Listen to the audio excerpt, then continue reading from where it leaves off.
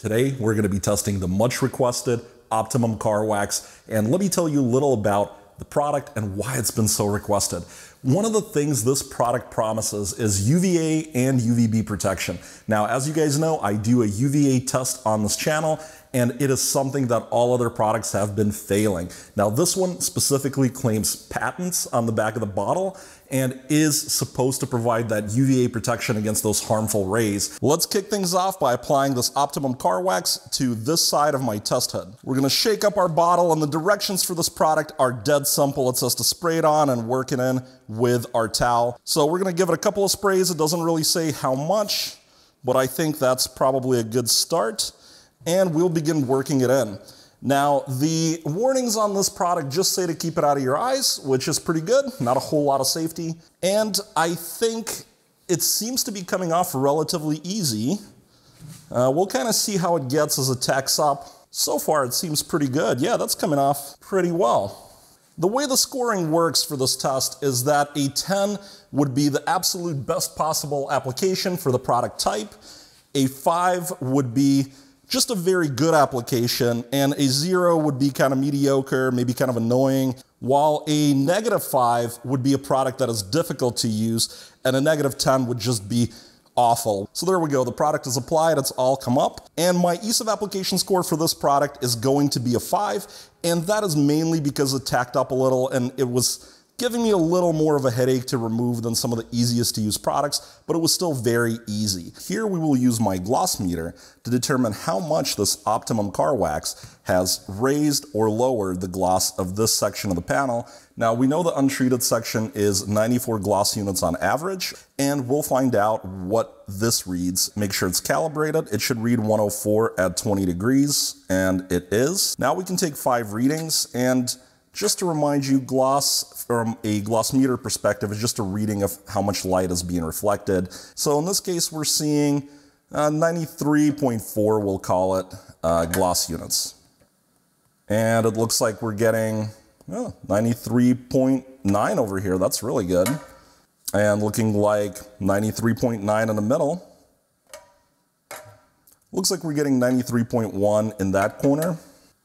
And looking like a solid 93.7 down there. So we're gonna take 468 and we're gonna divide that by 5 to get our average, and we're gonna average 93.6. Now we know that 94 is our original reading, so we lost about 0.4 of a gloss unit. And in our scoring, that means we're gonna remove 0.4 points from the score of the Optimum Car Wax. Now this is actually really good. What I can tell you is most products, especially liquid and paste waxes, really knock down the gloss. And really, like I mentioned, gloss readings are just a measure of how shiny the surface is. It is not a measure of how pretty it looks. I just want to take a quick pause to remind you that there are Amazon affiliate links down below in the description, and those are the products and tools and equipment that I've used to make this video. If you click through and purchase anything at all on Amazon, it doesn't even have to be the stuff I'm linking to. I get a very small commission at no added cost to you. And of course, I would love it if you subscribe, if you clicked like and left me a nice comment. I hope to see all you guys down below in the comments. Many sealants, waxes, and coatings claim to provide UV protection. We're gonna use this transmission meter to determine how much UVA is being blocked. Now, I have a whole video that explains how this device works, and this is my 2nd generation test. If you're curious, I will leave a link right up in your top corner. If we turn the device on, we could see that it's gonna self-calibrate. It'll tell us it's getting 100% of visible light through, 0% of UVA is being blocked, and 0% of infrared is being blocked. Now, this is a blank microscopy slide, and I use these to do this test. If we slide it in, we can see it's gonna be blocking about 7.3% of visible light, about 8.4% of UVA. Here's a slide I coated with some cheap clear coat, and if we put the slide in, we could see it is passing through just a little less visible light than a blank slide, but it's blocking 88.6% of UVA. If we take our Optimum Car Wax product, this patented UV protection, gives us a patent number. So I definitely want to do this in front of you because just of the claims this wax makes. So let's spray it on, and I just want to see it liquid. So let's just kind of let it cake on there a little. And I just don't want to drip inside my device, but I just want to see if in a liquid state it does much to block. And it looks like in a liquid state, it is blocking about 41% of UVR and about 86% of visible light's passing through. So it's not as good as clear coat when it's liquid because it is blocking a lot of that visible light. But if we wipe it off carefully and, you know, get it to how we would have it on paint, I'm sure it won't block much visible light. So there we go. It looks like I got all of it. Let's stick it in here. And yeah, we're back to 92.6% of visible light, but no difference in the UV blocking. UVA is the hardest one to block because it ranges up to 400 nanometer, which is what our device is doing. So reading this patent number here, it looks like they spray painted clear coat like we did on this slide, and then treated it and then tested it just like we did with a transmission tester. So let's repeat this test. Here's my clear coated slide. Let's pop it in just to see what it was again. 88.6, 91.6% visible light. And let's wipe it in. Hopefully it doesn't remove where it says clear coat, but I guess when I clean it up with isopropyl alcohol later, I'll remove it anyway, so it doesn't really matter. And yeah, so here's our slide. We've coated it with the Optimum. Let's slide it in and see if there's any difference. And somehow it's passing more visible light, but blocking less UV now. Let's make sure it's not still wet. Let's rub it a little. Yeah, let's stick it in there. All right, so 88.6, I don't know. It's the same, guys. I'm not seeing any difference. Here they were claiming 43.2% less, and I am not getting that at all on my UVA test. Here's the thing, though, guys. I am seeing a difference here in that they're saying they did a test at 300 nanometer. Now, this device is going to 400 nanometer because it covers all of UVA. I think what these guys did is really, and again, I'm not a scientist, this is just kind of my opinion, I think these guys did a UVB test, not a UVA test. When I go to Wikipedia and I look at what ultraviolet B is, UVB, that's 280 to 315. These guys shot it at 300, and on the bottle they're saying UVA and UVB. It is important to block UVA, and in fact you'll see that like even my glasses will block UVA. They'll actually block 100% of UVA. I don't have a lower test meter that goes just to 300 to see what difference the product makes. At 400 nanometers, which covers all of UVA, I would say the product doesn't do anything and it's gonna get a 0.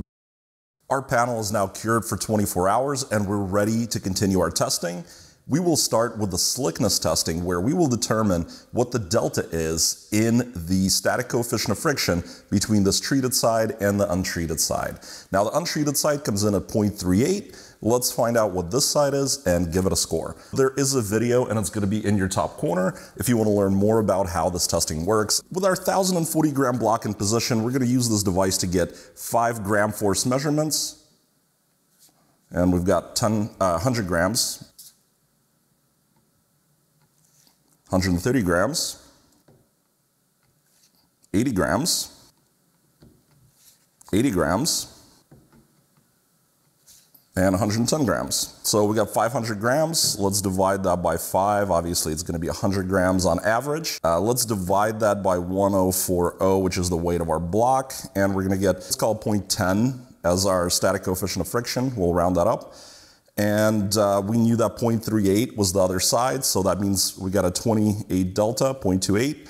And I use a 30-point score factor to assign points. This is going to score 8.4 points, which is a nice, slick product. Let's talk about visual appeal. This is where we determine just how pretty the product is and how many points it should get. I would say overall, I'm not seeing a big improvement in the way the paint looks with this product. I'm now standing behind the hood and our product is on the left side of that blue marker. So if you picture the very left line of the blue marker, the product starts there. And honestly,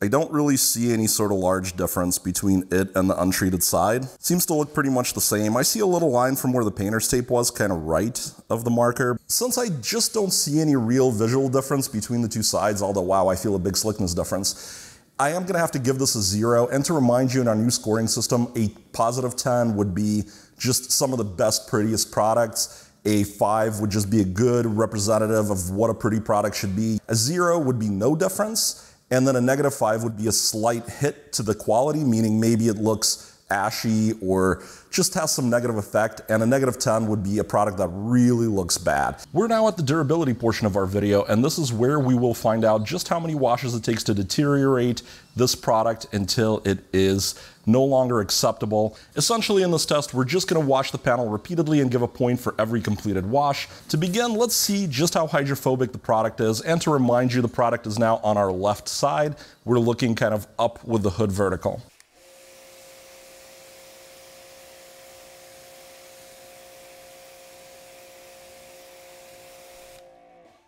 I would say the product is pretty marginally hydrophobic. We're going to be using the same Adams Blue shampoo for our testing as I've used in every test, with the same settings and dilution.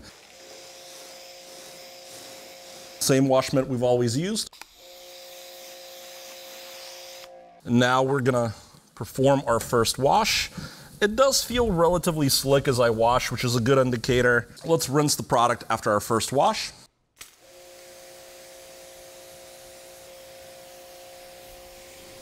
All right, now let's take a look and see if the product is still working.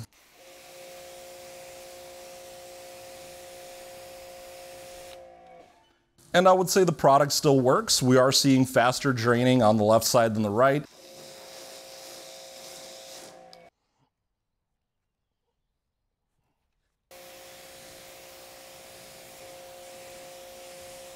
All right, let's take a look 3 in and see how the product performs.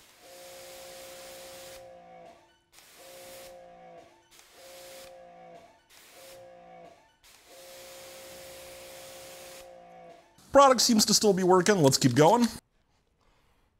Let's rinse off number 5. And guys, before anybody talks about this product being a sheeting product versus a beading, note how well the untreated side is sheeting versus the treated side. And the reason is that sheeting has to keep the water molecules together into one big sheet. You're seeing this on the polished, untreated side because that surface doesn't force the water molecules to go away. And it's true, it doesn't leave any droplets. However, you saw how slowly that happens, which means there is very little self-cleaning. All right, let's wash off number 6. Let's check out the performance.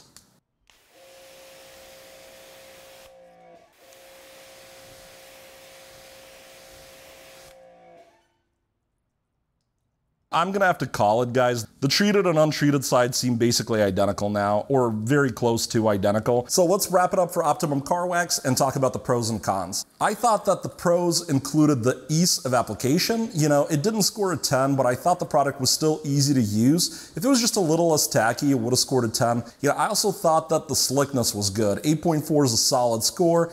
That is great for keeping dust and other debris off, and self-cleaning properties, things like that. Also, it didn't knock the gloss down. You know, you spend all your time polishing, you really don't want the surface to get less shiny. And the biggest thing for me personally, that was a big plus, I thought, was that these guys did patents and actually put some research into this. I do wish that the product had that UVA performance that they claim. And of course, then there was the visual appeal, and that didn't score any points because I couldn't see a difference with the product applied. It looked just the same as the untreated side. And then when we get into the negatives, I'd say the durability is the real big problem. Only 6 washes is way below the mark of what we're seeing today. We have spray products that are super easy to use that are scoring 20, 30, 50. We even have one that scored over 100 washes in the durability. And you know, honestly, I just didn't feel like it was that hydrophobic. If you're looking for self-cleaning qualities, this really doesn't seem to do it. So personally, as a wrap up, I'd say this is not a product I would buy. Maybe it was ahead of its time based on kind of when the patent date was. You know, I'm looking at this being a 20-year-old product based on the patent. It's just not competitive today, at least not in my testing. They do have a slew of products. I will test more of their stuff. Maybe they have newer, better, cooler stuff. I'm not saying that this is kind of the end-all be-all for that brand, but this is something a lot of you guys asked for due to those UV claims. The good news is we are doing tons more videos, testing tons of other products. So if you subscribe, click like, leave me a nice comment, you'll be sure to see more stuff in the near future. And I hope to catch you guys again really soon.